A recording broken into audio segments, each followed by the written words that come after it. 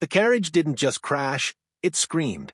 A sickening splintering of oak and iron echoed through the hollow, sounding like a human bone snapping under immense pressure. I didn't think. I lunged into the chest-deep drift, the freezing wind clawing at my face. Through the swirl of white, I saw her, a vision in tattered midnight velvet. I pulled her from the wreckage, her body limp and cold as marble. As I cradled her, her eyes snapped open, wide with a terror that had nothing to do with the blizzard. My heart hammered against my ribs, a sudden, violent connection forging between us in the silence of the snow. "Breathe, my lady. You're safe. I have you," I gasped, my own breath hitching as I looked into her sapphire eyes. She clutched my threadbare coat, her knuckles white.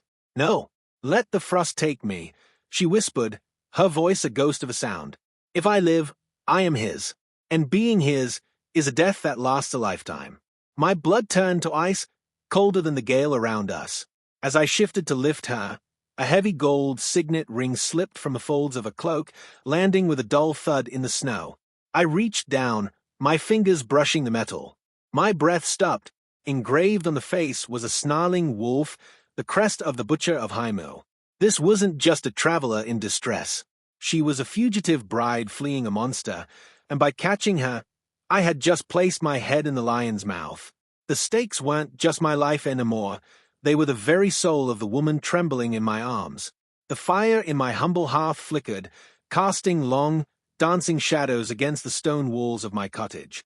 I sat by the grate, unable to tear my eyes away from the gold ring resting on the table. Its weight felt like lead. I knew that crest. Every soul in the Shire knew it, though they only spoke of it in fearful whispers. It belonged to Lord Valerius Kyme. He was a man of immense wealth and darker rumors, a man whose previous fiancées had a tragic habit of entering his manor and never being seen again. They were said to be delicate, sickly things who succumbed to vapors, but the village gossip suggested something far more sinister. I looked toward the bed where Elowen Vance lay wrapped in my heaviest blankets. Her color was returning, but her gaze remained fixed on the ceiling, haunted and hollow. "You are betrothed to Kyme?" I asked, my voice barely audible over the crackle of the logs. "The man who buried 3 wives in 5 years?" She turned her head, a single tear tracing a path through the soot on her cheek. "My father's life is the price of my silence," she confessed, her voice trembling. "He holds a debt that would see my father rot in Newgate. I am the collateral." She reached out, her fingers grazing my hand. "Please, stranger, hide me. If he finds me here, he will kill us both without a second thought." I looked at her, seeing the sheer desperation in her eyes, and I knew there was no turning back. I was a mere commoner, but I would face the devil himself to keep her from that man's grasp. The peace of the morning was shattered by the aggressive thud of hooves and the shouting of men. They were here. I looked at Elowen, whose face had turned the color of ash. "Into the larder," I hissed, but I knew the soldiers would search every inch. My mind raced. I couldn't hide her. I had to hide her in plain sight. I grabbed a tattered shawl and a stained apron, forcing her to smudge soot from the chimney onto her porcelain skin. When the heavy oak door was nearly kicked off its hinges, I stood there, my heart a frantic bird in a cage, holding a bowl of bitter-smelling herbs. 2 men in Kyme's livery burst in, their swords drawn. "We seek a lady of high birth," the lead soldier barked, his eyes roaming the small room. An overturned carriage was found a mile back. I stepped in front of Elowen, who was hunched over, coughing into a rag. "You'll find no ladies here, sirs," I said with a steady voice I didn't know I possessed. "Only my sister. She has the lung fever, sirs. Step back, lest you catch the rut. The physician says it's the black cough." The soldier recoiled, covering his nose with a gloved hand. He looked at Elowen, who played the part of a dying peasant with terrifying accuracy. "We seek a lady, not a peasant in rags," he spat, gesturing for his men to leave. As the door slammed shut, Elowen collapsed into my arms. We had survived the morning, but the hunt had only just begun. Kyme would never stop looking for his prize. I knew that staying in the cottage was no longer an option. If Kyme's men returned, they would eventually see through the ruse. I had to do something unthinkable. I had to go into the heart of the beast. To protect Elowen, I needed to know what Kyme was planning and how he held her father captive. I left Elowen with a trusted, elderly neighbor who lived in the woods, promising I would return for her. My destination was Blackwood Hall, the towering, jagged estate of Lord Valerius Kyme.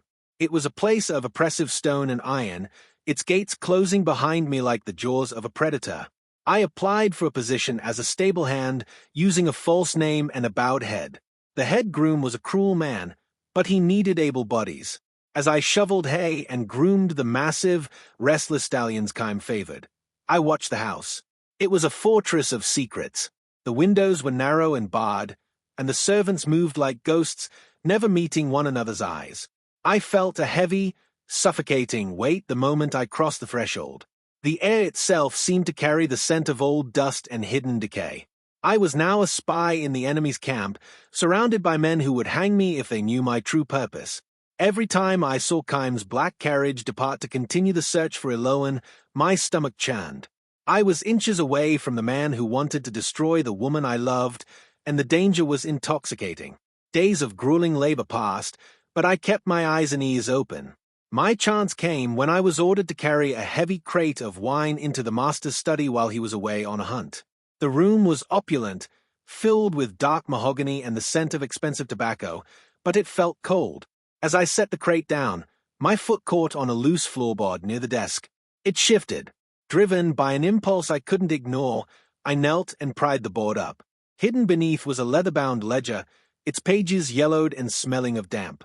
I opened it, expecting to find records of debts or land holdings. Instead, my blood ran cold.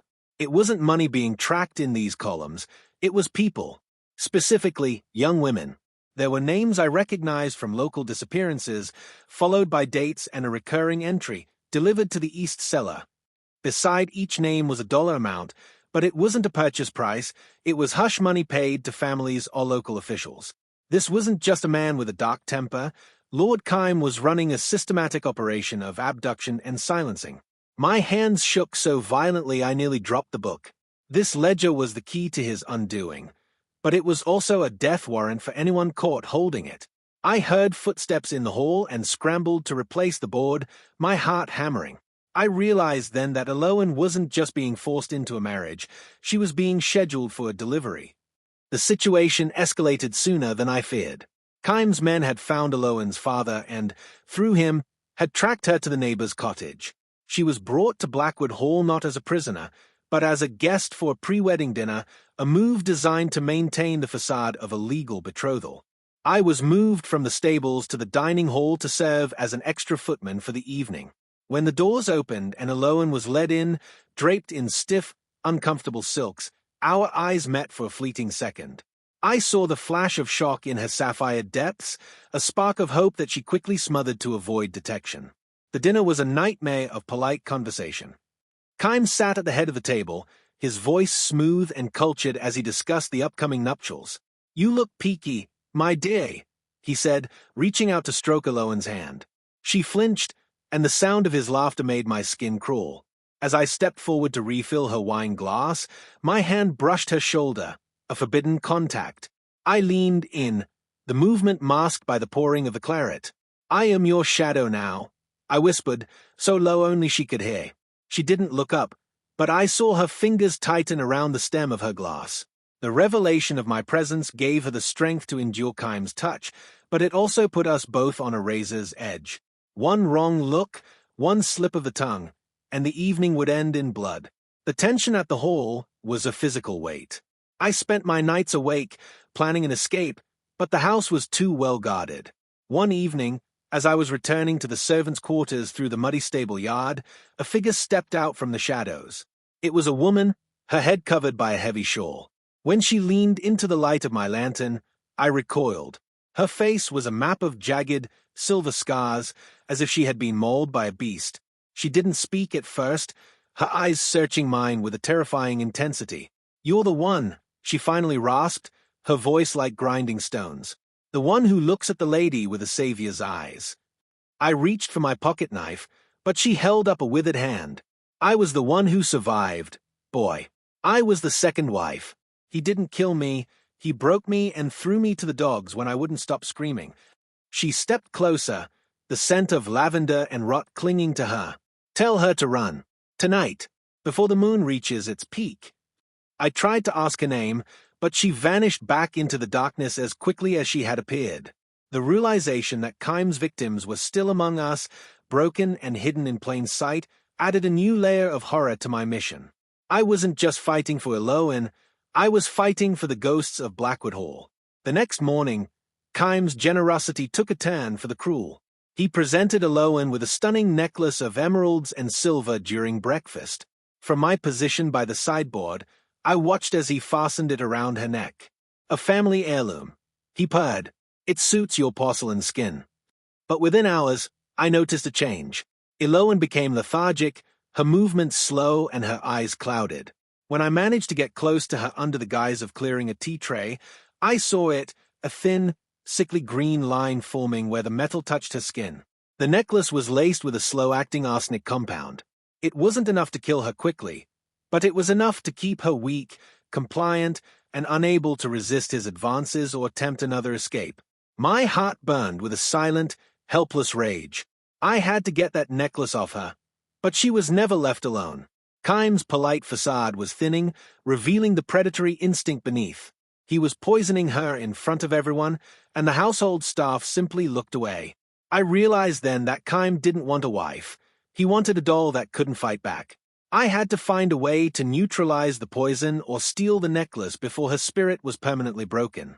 Every breath she took was drawing more of his malice into her blood, and time was running out. Determined to find a way to save her, I risked everything to explore the parts of the house that were strictly forbidden. I found myself in the old library, a room Kyme kept under lock and key. I had swiped the key from a drunken butler the night before. The room was cold, the air thick with the smell of binding glue and something sweet, like wilting lilies. As I moved a heavy chair to inspect the shelves, I felt a draft. Behind a row of leather-bound law books, the wall clicked. A hidden door swung inward, revealing a small, windowless chamber lit by a single, eternal candle. Inside was a shrine. It was terrifying. Portraits of women lined the walls, but as I stepped closer, I realized they all shared the same features, the same high cheekbones, the same arched brows, the same sapphire eyes. They all looked exactly like Elowen. In the center of the room sat a mannequin dressed in a wedding gown, its lace yellowed with age. This wasn't a library, it was a sanctuary of obsession. Kyme wasn't looking for a partner. He was trying to recreate a specific woman from his past, perhaps the one who had first escaped him or died by his hand. Elowen was merely the latest vessel for his madness. The revelation turned my stomach. I wasn't just up against a murderer. I was up against a man who had lost his mind to a singular, repetitive delusion. I had to get her out before he tried to fix her to match the portraits. The walls were closing in. I felt as though eyes followed me through every corridor. My suspicions were confirmed when I was cornered in the scullery by a young footman who had always been too eager to please the master. He had a sneer on his face that told me he knew something he shouldn't. "I saw you, Belvoir," he whispered, leaning against the damp stone wall. "I saw you whispering to the lady in the dining hall. And I saw you coming out of the library this morning." My hand went to the hidden ledger under my tunic, my pulse thundering. "I don't know what you're talking about, Ares," I replied, trying to push past him. He stepped in my way, his eyes gleaming with the prospect of a reward. "I think the master would find it very interesting that his new stable hand has such an interest in his private affairs. Or perhaps he'd like to know about the sister you had at the cottage." The betrayal stung like a lash. I realized then that my protective instincts had made me reckless. Ares didn't care about the truth. He only cared about the gold Kyme would give him for my head. "What do you want?" I asked, my voice flat. "I want to watch you crawl," he laughed. Before I could respond, the heavy footsteps of the house steward echoed in the hall. Ares vanished, but the damage was done. By nightfall, Kyme would know he had a wolf in his kitchen. The summons came at midnight. I was dragged from my pallet by 4 large men and brought to the courtyard. The moon was a sliver of ice in the sky. Lord Kyme was waiting, holding a heavy riding crop. Beside him, Elowen was being held by her arms, her face white with horror. "It seems my new servant has ideas above his station," Kyme said, his voice terrifyingly calm. "He didn't accuse me of theft or spying. He accused me of disrespecting the lady." It was a calculated move to punish me in front of her to break her spirit.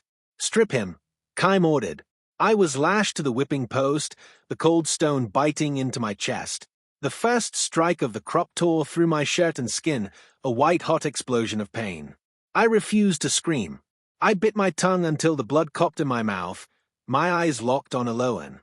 I wanted her to see that he could break my body, but never my resolve. "Look at him, my dear," Kyme hissed into her ear as the second and third strikes fell. "This is what happens to those who touch what is mine. He is nothing but meat." Each lash felt like a brand, but the emotional agony of seeing Elowen's tears was far worse. When it was over, I was untied and left to collapse in the mud. I was broken, bleeding, and humiliated. But as Kyme led Elowen away, I saw the fire return to her eyes. He hadn't broken her. He had given her a reason to fight back. I was thrown back into a stall in the stables, the smell of manure and hay mixing with the copper scent of my own blood. I drifted in and out of a fevered sleep, my back a map of fire. Sometime in the dark hours of the morning, I felt a cool hand on my brow. It was the scarred woman again, the survivor. She didn't speak, but she pressed a wet cloth to my wounds. As she worked, she tucked a small, crumpled piece of parchment into the bandages around my waist. "He thinks he won," she whispered. "He is arrogant. That is his weakness."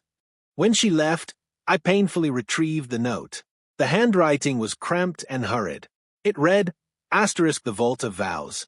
Under the chapel ruins.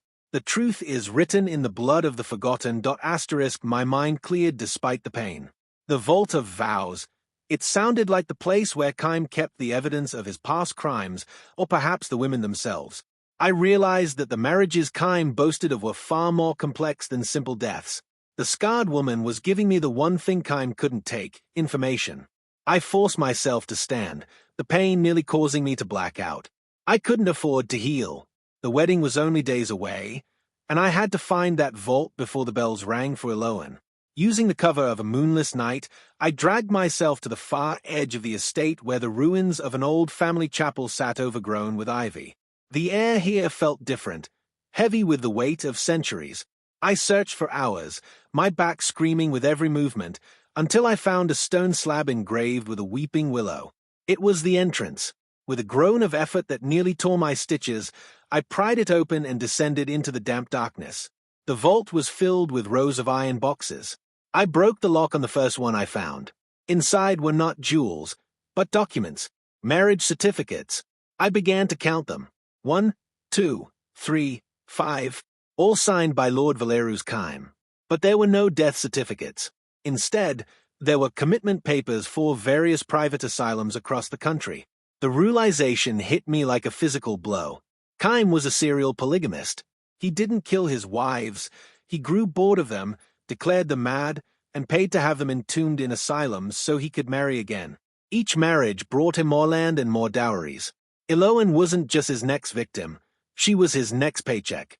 I had the proof in my hands, but the vault held one more secret. At the very back was a heavy iron door, and from behind it, I heard a sound that made my hair stand on end. I pressed my ear to the iron door at the back of the vault. At first, there was only silence, then a low, mournful sound drifted through the cracks. It was a woman singing, a soft, haunting lullaby that seemed to vibrate through the very stones. "Sleep, my little bird, the hawk is on the wing." The voice was thin, cracked with age or disuse, but the melody was clear. My heart hammered. Someone was being kept here, beneath the chapel, in the dark. I looked for a key, but the door was bolted from the outside with a massive slide bar. I threw my weight against it, but the iron didn't budge. "Who's there?" I called out, my voice echoing in the small chamber. The singing stopped abruptly. A small slot at eye level slid open, and a pair of pale, sunken eyes peered out at me. "Is it time for the feeding?" the voice asked, devoid of hope. I realized with a jolt of horror that this woman had been here for years. She wasn't just a prisoner. She was a ghost Kyme had forgotten to bury. I promised her I would return, my mind racing with the scope of Kyme's depravity. He wasn't just a man of secrets.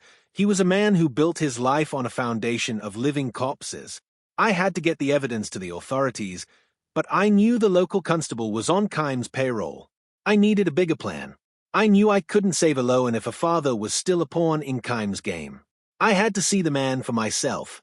I managed to slip away from the estate under the cover of a delivery wagon and made my way to the Vance manor. It was a crumbling ruin, a testament to the debt Kyme had manufactured. I found Elowen's father in a darkened bedroom.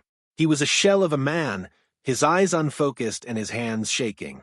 He didn't recognize me, mumbling about the gold he owed the wolf. As I looked around the room, I saw a bottle of tonic on the bedside table, bearing Kyme's seal. I opened it and sniffed. The scent was cloying, like bitter almonds and poppy. Kyme wasn't just blackmailing Silas. He was systematically drugging him to keep him in a state of delirious compliance. Silas wasn't a gambler or failure. He was a victim of chemical warfare. "My lord," I said, shaking him gently, "Elowen is in danger. You must wake up." He only groaned, clutching a pillow as if it were a bag of coins. I realized then that the debt was a lie and the madness was a manufacture. I took the bottle of tonic and replaced it with plain water, hoping his mind would clear once the poison left his system. I had to get back to Blackwood before I was missed, but the path forward was finally clear.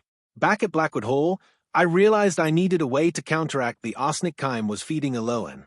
I used my knowledge of the grounds to sneak into Kyme's private apothecary, a small, locked room adjacent to his bedchamber. The risks were astronomical. If I were caught here, there would be no trial, only a shallow grave. I found a row of blue glass bottles, aimed for an herbal mixture used to purge toxins from the blood.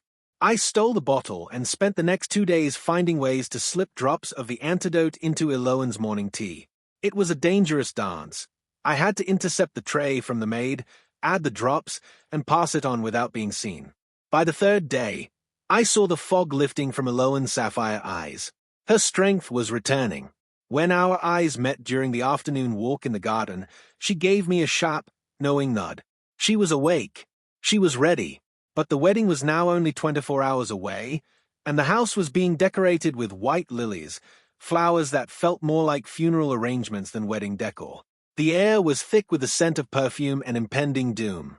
The night before the wedding was a whirlwind of activity. The hall was full of guests, and the security had doubled. Elowen was being kept in the high tower, supposedly to reflect on her vows, but in reality, she was a prisoner.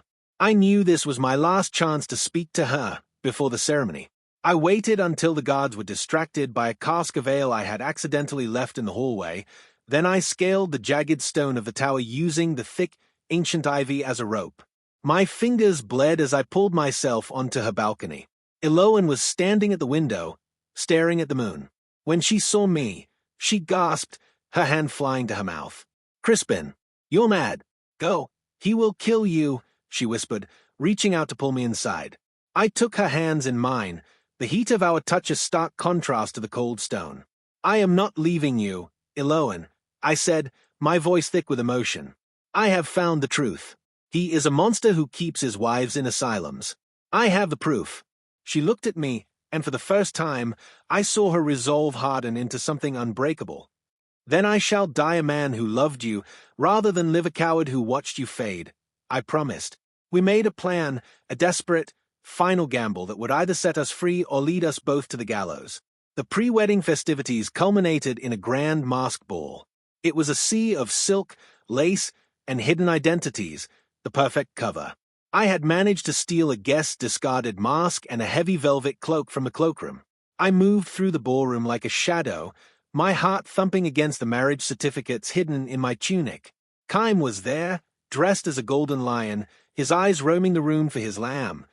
I saw Elowen, dressed in silver, her face hidden behind a delicate bird mask. I approached her, bowing low. "May I have this dance, my lady?" I asked, modulating my voice. She recognized me instantly. As we moved through the steps of the waltz, we were inches away from Kyme. It was a terrifying, exhilarating moment. "The certificates are safe," I whispered as we spun past a pillar. "And your father is recovering. He will be at the church." Elowen's hand tightened on mine. "He knows something is wrong. Crispin. He's been watching the servants." Just then, Kyme's golden mask turned toward us. He began to walk over, his gaze narrowing. I broke away and vanished into the crowd just as he reached her. It was the closest I had ever come to being caught, but the dance had served its purpose. We were in sync. The wedding morning arrived with a grim, grey sky. The entire village was gathered at the parish church, a small stone building that felt far too cramped for the spectacle Kyme had planned. I was tasked with transporting the wedding rings from the hall to the church. It was a small, velvet-lined box, but inside sat the poisoned ring Kyme had intended for Elowen. I knew that once that ring was on her finger, the arsenic would begin its work again, ensuring she remained his silent prisoner. In the back of the carriage, I pulled a lead imitation I had fashioned in the forge from my pocket. It was crude, but under the dim light of the church, it would pass. I swapped the rings, my hands trembling. The poisoned gold felt heavy with malice. I tucked it into my boot, a physical reminder of the man I was trying to destroy. As I handed the box to the best man, Kyme's cousin, Percival, I felt a strange sense of calm. The pieces were all on the board. The guests were taking their seats, the organ was beginning its low, mournful hum, and the trap was set. But I knew Kyme was not a man to be underestimated. He had a backup plan for everything, and I had yet to see his final move. As the ceremony began, I slipped away to the back of the church, intending to meet the contact I had made among the guards. I found him near the vestry, the man who had seen me at the whipping post and had been moved by my silence. The women, I whispered. Are they ready? He nodded, his face grim. They are in the carriage behind the grove. But you must be careful, Belvoir. Kyme has hired mercenaries from the city. They aren't here for a wedding. They're here for a massacre if things go wrong. He leaned in closer, his voice dropping to a barely audible level. He didn't just put them in asylums. He has a private sanatorium on the coast. That's where he sends the ones who won't break. He's planning to send Elowen there the moment the papers are signed. The depth of the conspiracy was staggering. Kyme had built an entire infrastructure of cruelty to support his lifestyle. I realized that simply stopping the wedding wouldn't be enough. I had to destroy the man's entire world. I thanked the guard and made my way toward the grove, my mind racing. I was about to bring the dead back to life, and the shock would either save us or ignite a war in the middle of a house of God. I reached the grove and found the carriage. Inside were the 3 dead wives I had rescued from the underground vault and the nearby asylum. They were pale, trembling, and draped in heavy black veils. They looked like mourners at a funeral, which in a way, they were. They were here to witness the death of the man who had stolen their lives. Are you ready? I asked, opening the door. One of them, the youngest, reached out and touched my hand. We have lived in darkness for so long, she whispered. Today, we walk into the light, even if it burns us. I led them toward the church, our footsteps silent on the damp grass. The organ music was reaching a crescendo, signaling the start of the vows. I could hear Kyme's voice, clear, arrogant, and triumphant. I, Valerius, take thee, Elowen. Every word was a lie, a performance for the wealthy guests who sat in the pews, blissfully unaware of the horror standing just outside the doors. I felt a surge of protective fury. I wasn't just a steward or a stable hand. I was the hand of justice. We reached the heavy oak doors, and I placed my hand on the iron ring. It was time to show the world the true face of the Lion of Blackwood. But as I moved to push the doors open, a heavy hand slammed against the wood, stopping me. I turned to find Lord Kyme's personal guards surrounding us. Kyme hadn't been in the church. The voice I heard was a clever ruse, a lector reading the opening rites. Kyme had been waiting for me. You truly are a persistent pest, Belvoir, Kyme sneered, stepping out from behind a stone monument. He looked at the veiled women and laughed, a cold, metallic sound. Did you think I wouldn't notice my collections going missing? Before I could react, I was struck from behind. I fell to my knees, the world spinning. I was dragged away from the church, away from the women, and thrown into a deep, muddy pit near the edge of the graveyard. A grave Kyme had clearly prepared in advance. You have a hero's heart, Crispin, Kyme said, looking down at me as his men began to shovel dirt into the pit. I think I'll keep it in a jar once the earth has done its work. The first clods of wet soil hit my face. I struggled to rise, but my hands were bound. The air was disappearing, replaced by the smell of damp earth and rot. I was being buried alive, and the only person who could save me was currently standing at an altar, unaware that her only hope was being extinguished in the mud. The darkness was suffocating. I clawed at the dirt with my bound hands, the taste of grit in my mouth. Just as I felt the weight of the earth crushing the air from my lungs, a sudden, piercing scream echoed above. Then, the smell of smoke drifted into the pit. A massive explosion of heat followed. Above me, I heard the frantic shouting of men and the whinnying of panic horses. A face appeared at the edge of the pit. It was the scarred woman. She had a shovel in her hand and a torch in the other. "The stables are ablaze," she cried, reaching down to pull me out. I set the fire. "Run, boy, run to the church." She had used Kyme's own arrogance against him, creating a chaos he couldn't control. I scrambled out of the pit, my lungs burning as I sucked in the smoke-filled air. The estate was in a frenzy. Kyme's mercenaries were trying to save the valuable horses, leaving the church unguarded. I didn't stop to thank her. I ran toward the church, my clothes stained with the earth of my own grave. I burst through the side door just as the priest was asking if anyone had cause why this union should not proceed. My heart was a hammer, my body a ruin, but I was standing. The church fell into a stunned silence as I stumbled down the aisle, covered in mud and blood. The guests gasped, some rising from their seats in alarm. Kyme turned, his face contorting from a mask of triumph to one of pure, unadulterated rage. Elowen stood at the altar, her veil pushed back, her eyes wide with a mixture of horror and relief. "Stop this madness!" Kyme shouted, gesturing for his remaining guards. "This man is a thief and a madman. Remove him." I didn't stop. I walked toward the altar, every step an agony. "The only madness here is yours, my lord," I said, my voice rasping but loud enough to carry to the rafters. I reached into my tunic and pulled out the marriage certificates, tossing them onto the altar. They scattered like autumn leaves across the white cloth. "Look at the names. Look at the dates." I turned to the congregation. "He doesn't have one wife. He has 5, and they are standing outside your doors." The priest stepped back, his face pale. Kyme moved to grab Elowen, his hand tightening around her arm like a vice. "He's lying." Kyme roared. "These are forgeries." But the seeds of doubt had been planted. The polite conversation of the wedding had been shattered forever. "I object." The shout didn't come from me. It came from the back of the church. The congregation turned as one. Standing in the doorway, supported by 2 villagers, was Lord Silas Vance. He was pale and thin, but his eyes were clear, the first time in months. The water I had swapped for the poison had done its work. His mind had finally returned to him. "I object to this union," he repeated, his voice gaining strength. "This man is a predator who drugged me and stole my daughter through deceit and malice." Kyme let out a snarl, his facade finally crumbling away. He realized he had lost the crowd. The debt he had held over Silas was now public knowledge, and the drug-induced stupor was revealed as a crime. "You old fool," Kyme hissed. "You will rot in a debtor's prison for this." But Silas didn't flinch. "I would rather rot in a cell as a free man than see my daughter sold to a wolf," he replied. The murmur in the church grew into a roar of indignation. The wealthy guests, who prized reputation above all else, began to draw away from Kyme as if he were a leper.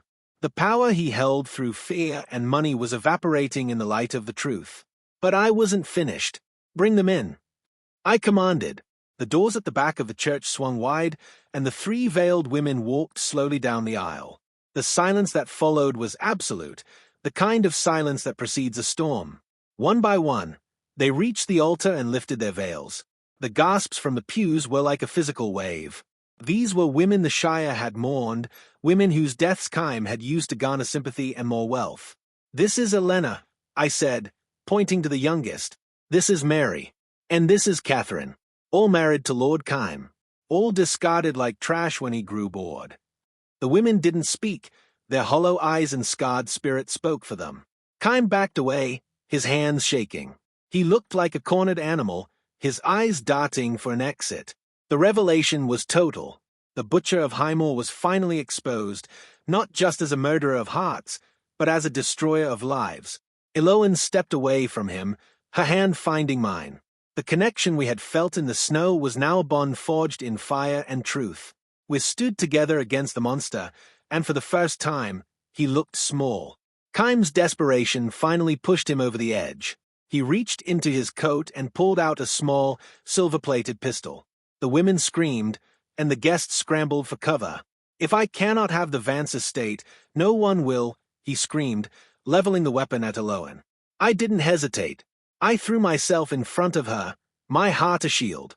But before he could pull the trigger, I lunged forward, using the momentum of my own fear. We crashed to the stone floor.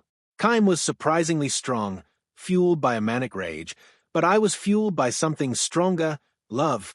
We struggled for the weapon, our breathing ragged in the sudden quiet of the church. I managed to catch his wrist, twisting it until the bone groaned. The pistol fired, the ball lodging harmlessly in the high wooden ceiling. I disarmed him with a swift blow to the throat, pinning him to the floor with my weight. I didn't use a weapon. I used my bare hands and the sheer weight of his own crimes. I looked down at him, seeing the cowardice behind the cruelty. "It's over, Kyme," I whispered. "The truth has no master." He looked up at me, his eyes filled with a hollow, impotent hate, and I knew the butcher was finally broken. The constable, who had been hiding in the shadows of the vestry, finally emerged. I had sent him a message via the guard, promising him a share of the glory if he acted. He saw the tide had turned and chose the winning side. "Lord Valerius Kyme, you are under arrest for bigamy, kidnapping, and the attempted murder of Crispin Belvoir," he announced, his voice booming through the church. Kyme didn't fight as the iron shackles were snapped onto his wrists. He seemed to shrink within his wedding finery, the golden lion reduced to a mangy cur. As he was led away, Kyme stopped beside me, a sudden, twisted grin on his face. "You think you've won, steward," he hissed. "You've saved her for a life of poverty. The Vance estate is gone. I've signed the papers. It belongs to the crown now." He laughed, a dry, rattling sound. "She is a lady with nothing but the dress on her back." I looked at Elowen, and I didn't care. We had our lives. But I saw a flicker of something in her eyes, a secret she had been holding. The revelation was not yet complete.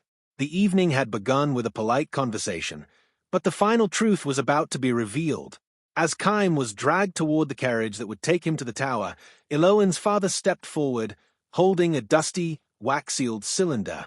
"Not quite, Kyme," Silas said, his voice ringing with a new authority. "You see, my grandfather didn't lose the estate in a game of cards. He was tricked by yours. I found the original deeds in the vault beneath the chapel, the ones you tried to hide." He handed the papers to the constable, who inspected the seals. "These are the true deeds," the constable confirmed. "The Kyme claim was a fraud from the beginning. The entire Highmore territory, including Blackwood Hall itself, belongs to the Vance family. It has for 3 generations. The shock was the final blow to Kyme's pride. He let out a strangled cry as he realized that the very ground he had walked on was never his. Elowen wasn't just the owner of her father's crumbling manor. She was the true mistress of the entire shire. The steward had saved the queen. I stood back, feeling the sudden distance of our social stations. I was a hero, yes, but I was still just Crispin Belvoir, a man with nothing but a tattered coat and a heart full of longing. The weeks passed, and the great frost finally began to break. The snow was melting into the streams, and the first green shoots of spring were pushing through the mud of Highmore. Blackwood Hall was being cleaned, the shadows of Kyme's reign being scrubbed away by a small army of workers. I stood on the balcony of the restored manor, looking out over the valley. My bags were packed at my feet. I had done what I set out to do. Elowen was safe, her father was healthy, and justice had been served. I heard the rustle of silk behind me. Elowen was there, looking more radiant than I had ever seen her. "Where are you going, Mr. Belvoir?" she asked, her voice soft but firm. I didn't turn around, afraid that if I looked at her, I wouldn't be able to leave. "The estate is yours now, my lady. It requires a master of noble birth, not a steward who smells of the stables." I felt her hand on my arm, the same touch that had sparked a fire in a blizzard. "I am only free if I am with the man who braved the frost for me," she said, stepping into my line of sight. "Stay, not as a servant, but as my heart." I looked into her sapphire eyes and saw my future. I took her hands in mine, and as the sun set over the peaceful meadow, I realized the revelation was simple: love knows no station. The evening had begun with a polite conversation and ended with a love that rewrote history forever.